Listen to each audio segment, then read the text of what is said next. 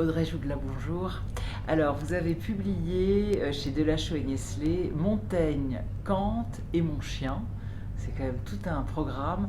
Petite philosophie canine, qui est un vraiment joli livre, à la fois autobiographique, mais où surtout vous nous expliquez que, en fait, le chien nous aide à vivre et que le maître n'est pas celui qu'on croit.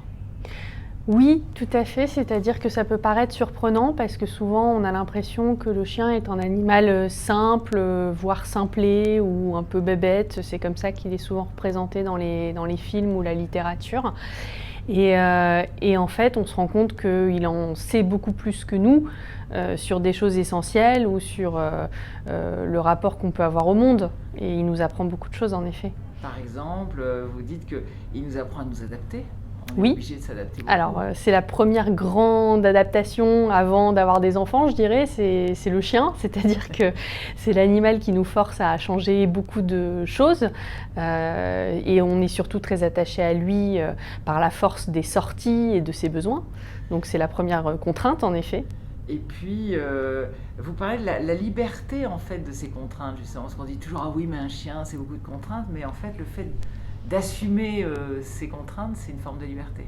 Oui, parce qu'on apprend finalement à s'engager et à s'engager pleinement. C'est-à-dire que en choisissant d'avoir un chien, on fait acte de liberté, c'est-à-dire que c'est une décision qu'on prend librement, on ne nous force pas. Et ensuite, il faut l'assumer pendant plus d'une dizaine d'années en général. Et à ce moment-là, on prend justement on comprend tout le sens de la contrainte. Qui se meut en fait en devoir, en sens du devoir envers son chien et en responsabilité. Alors on sait tous que le chien a un pouvoir dans les relations sociales extraordinaire, hein. C'est un des meilleurs outils de drague qu'il y ait.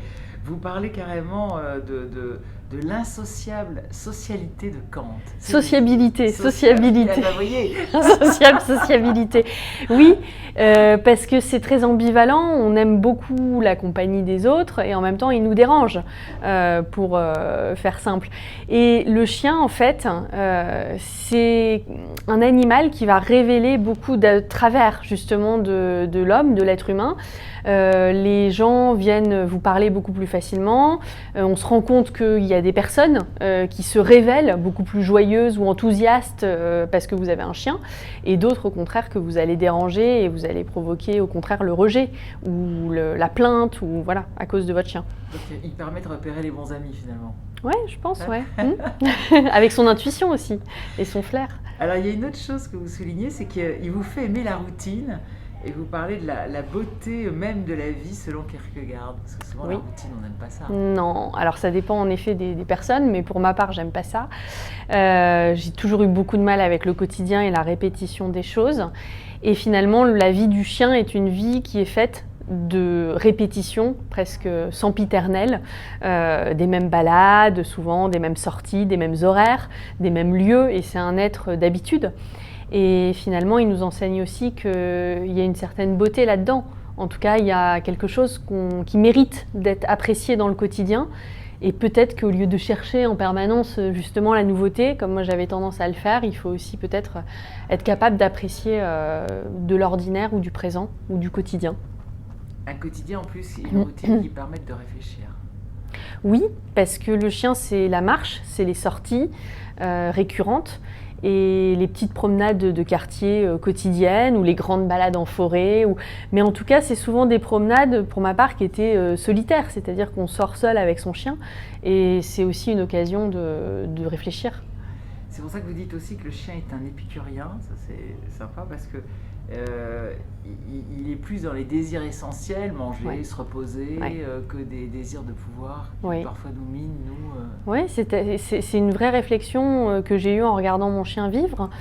C'est-à-dire que finalement, nous, on court après des choses qui sont assez futiles.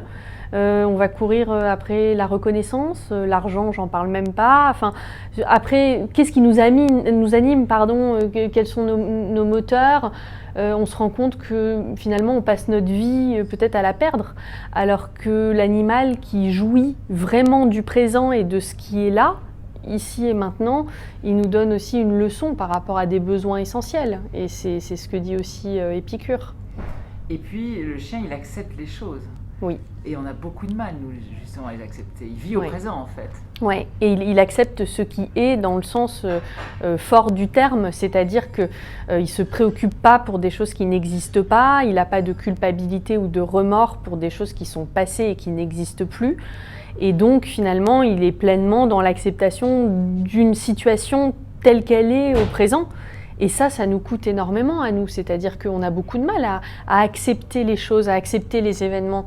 Et ça demande une vie entière de savoir faire ça.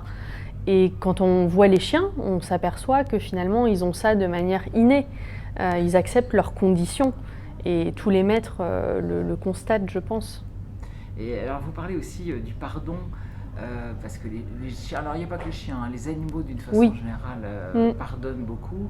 Et vous dites que le pardon, c'est un acte qui libère l'offensé, mais l'offenseur, finalement, le pardon, c'est la liberté. Oui, c'est une autre forme de liberté. En effet, tant qu'on est dans la culpabilité ou tant qu'on est dans la rancune, en effet, on va être miné, c'est-à-dire que c'est finalement quelque chose qui nous anime, qui est très malsain. Et le pardon nous libère. Et c'est une énorme force. Le soulagement du pardon, c'est une libération. Et le chien pardonne, il pardonne tout à son maître. On peut s'interroger sur ce qu'on force en fait son chien à vivre, parce qu'en effet, on l'amène à vivre des situations qui ne sont pas forcément les meilleures pour lui ou qui ne sont pas les plus adéquates avec son statut de chien. Et ça, il faut faire justement attention, parce que le maître peut être amené justement à imposer des conditions qui ne sont pas les meilleures pour son chien. Mais le chien, finalement, est d'un grand pardon envers ça, par rapport à l'amour de son maître. Et puis une autre qualité que vous soulignez, mais ça tous les maîtres le savent, c'est l'honnêteté du chien. C'est vrai que les animaux, de façon générale, ne mentent pas. Ne trichent pas. Ah oui. Il ne peut pas avoir de tricheur dans la nature, non. D'ailleurs. Il n'y a pas d'hypocrisie, il n'y a pas de faux semblants, il y a une authenticité qui est là et qui est extrêmement présente. Et la franchise de cet animal, c'est la franchise incarnée. Enfin, le chien, c'est la fidélité et la franchise. Et cette honnêteté-là, à nous, elle nous coûte énormément aussi. Donc, c'est une vraie leçon. Donc, en fait, le chien est un philosophe, sans le savoir. Sans le savoir, complètement, complètement. Merci. Merci beaucoup.